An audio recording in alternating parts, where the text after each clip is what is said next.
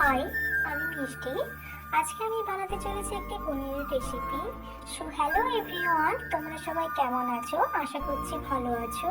আমি আজকে বাজার থেকে পনির কিনে নিয়ে এসেছিলাম। এখানে পনিরটিকে ছোট ছোট করে কেটে নিয়েছি, তারপরে কড়াইতে তেল গরম করে পনিরটিকে ভেজে নিয়েছি। এবারে আমরা মশলা করার জন্য এখানে এখানে ক্যাপসিকাম কেটে নিয়েছি, তারপর কেটে নিয়েছি পেঁয়াজ আর রসুন, আদা, দুটো কাঁচা লঙ্কা আর টমেটো। মিক্সার গ্রাইন্ডারে দিয়ে দেবো টমেটো, ক্যাপসিকাম, আদা আর রসুন। এবারে আমি ওগুলো সমস্ত বেটে নেব। এবারে কড়াইতে আমি দিয়ে দিয়েছি তেল, তার মধ্যে কুচিয়ে রাখা পেঁয়াজ আমি ভেজে নেব। তারপর ওই বাটা মশলার পেস্টটা আমি দিয়ে দেব।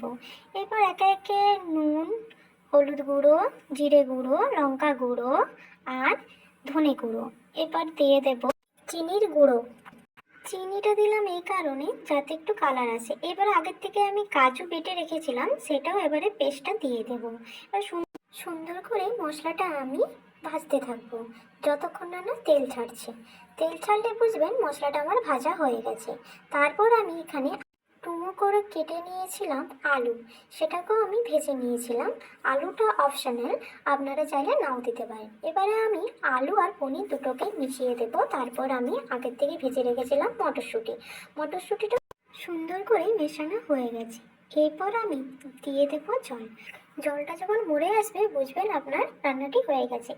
ধনে পাতা কুচি আর গরম মশলার গুঁড়ো, ব্যাস তাহলেই হয়ে গেল।